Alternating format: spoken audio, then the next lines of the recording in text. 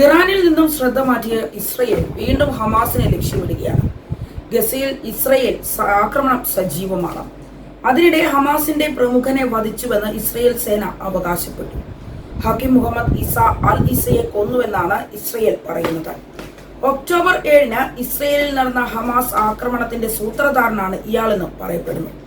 Hamas മിലിറ്ററിയുടെ സ്ഥാപകരിൽ ഒരാളാണ് കൊല്ലപ്പെട്ടത് എന്നാണ് അവകാശവാദം. ഹമാസിനെ ഇസ്രയേൽ ആക്രമണത്തിന് പരുവപ്പെടുത്തിയത് ഇയാളാണെന്ന് പറയുന്നു. ഹമാസിന് മതിയായ പരിശീലനവും മറ്റും നൽകി ഒക്ടോബർ 7-നുള്ള ആക്രമണ പദ്ധതി തയ്യാറാക്കിയതും ഹക്കിം മുഹമ്മദ് ആണെന്നാണ് ഇസ്രയേൽ വിശദീകരിക്കുന്നത്. ഹമാസിന്റെ ആക്രമണ തന്ത്രങ്ങൾ ഒരുക്കുന്ന ഹക്കിം മുഹമ്മദ് ഇസ്രയേലിനെതിരെ കരമാർഗവും കടൽ മാർഗവും ആക്രമണങ്ങൾ നടത്തിയിട്ടുണ്ട്.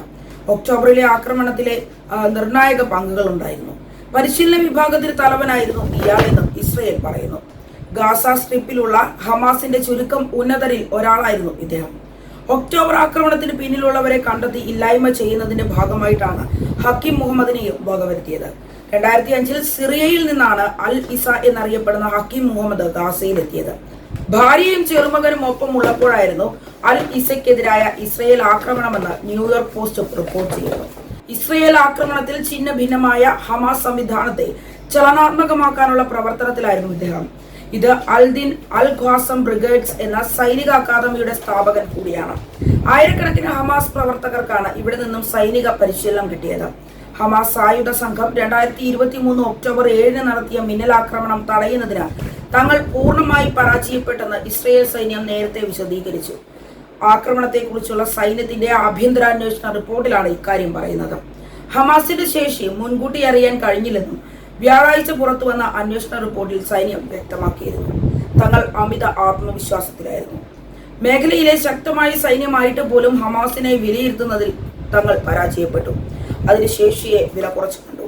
ഇത്തരമൊരു അപ്രതീക്ഷിത ആക്രമണത്തെ നേരിടാൻ ഇസ്രയേൽ സൈന്യം ഒട്ടും സജ്ജരായിരുന്നില്ല. IDF എവിടെ എന്ന് ഉള്ളിൽ തട്ടി ചോദിച്ചുകൊണ്ടാണ് അന്ന് നിരവധി സാധാരണക്കാർ കൊല്ലപ്പെട്ടത്. ഈ ആക്രമണത്തിന്റെ പ്രധാന സൂത്രധാരനാണ് ഇപ്പോൾ കൊല്ലപ്പെട്ടിരിക്കുന്നത്. ഇസ്രയേലിനോട് യുദ്ധം ചെയ്യുന്നതിനേക്കാൾ ഗാസ ഭരിക്കാനാണ് ഹമാസിന് കൂടുതൽ താല്പര്യം എന്നതായിരുന്നു ഹമാസിനെ കുറിച്ചുള്ള തങ്ങളുടെ പ്രധാന തെറ്റിദ്ധാരണയെന്നും സൈന്യം പറഞ്ഞിരുന്നു. ഹമാസിന്റെ ശേഷി തെറ്റായാണ് IDF മനസ്സിലാക്കിയത്.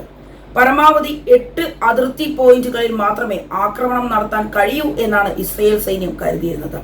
എന്നാൽ യഥാർത്ഥത്തിൽ അതിർത്തി കടന്ന ആക്രമണം നടത്താനായുള്ള 60-ലേറെ മാർഗങ്ങൾ ഹമാസിനുണ്ടായിരുന്നു. ഒക്ടോബർ 7-ന് മുമ്പ് 3 തവണ ആക്രമണത്തിന്റെ വക്കോളം എത്തിയ ശേഷം ഏതോ കാരണങ്ങളാൽ ഹമാസ് അത് മാറ്റിവെക്കുകയായിരുന്നു. ആക്രമണത്തിന് ശേഷം ഇന്റലിജൻസ് ഇതെല്ലാം കണ്ടെത്തുകയും ചെയ്തു.